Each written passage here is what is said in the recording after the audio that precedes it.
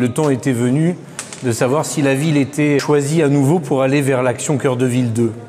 C'est le cas, nous venons d'apposer nos signatures avec l'opération Cœur de Ville, avec l'État, avec la Banque des Territoires, avec Action Logement, pour nous réengager jusqu'en 2026 dans une démarche forte, dans une démarche d'engagement réciproque de part et d'autre, pour je dirais, conjuguer les forces au service d'un projet de ville qui est en train de fonctionner, on le voit, devant nos yeux.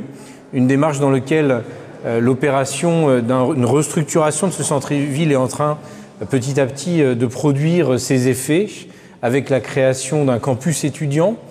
Il y a quelques années en arrière, il n'y avait pas d'étudiants d'enseignement supérieur ici. Ils sont 1000 aujourd'hui. Et nous allons, dans l'année qui suit, lancer le campus 2 à 2 pas d'ici, dans l'ancienne gendarmerie. Alors l'Agence de la cohésion des territoires, que je représente aujourd'hui, permet d'accompagner les projets des cœurs de ville, des villes moyennes, telles que Grasse aujourd'hui, avec des programmes ambitieux de requalification de friches urbaines, de friches commerciales et d'îlots à requalifier.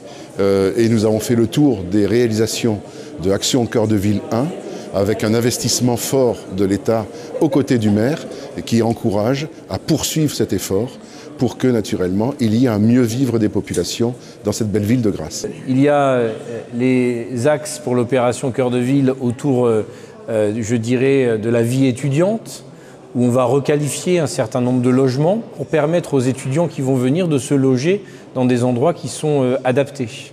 Il y a l'axe du développement économique, où nous allons démarrer le projet Martelly, 6000 m² de commerce, dans l'ancienne friche autour du Monoprix.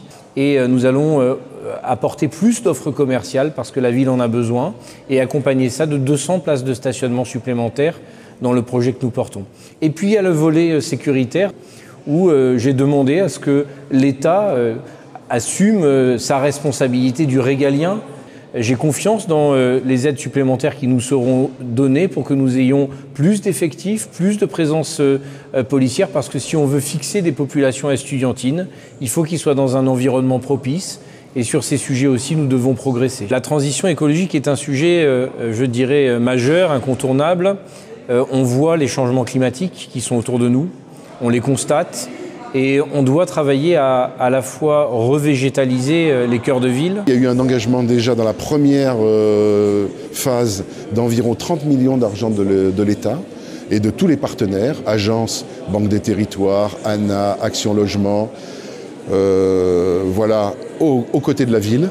Et donc dans cette deuxième convention, nous allons chiffrer et étudier les projets, faire de l'ingénierie avec le maire pour sortir les meilleurs projets possibles pour que les habitants soient le plus satisfaits. C'est important d'avoir un projet qui soit, je dirais, ordonné. C'est ce que nous avons fait pour rassembler des dispositifs qui étaient un peu éparses par le passé et donner du sens aux différents dispositifs pour les articuler entre eux dans un projet qui est écrit. C'est ce que nous venons de signer.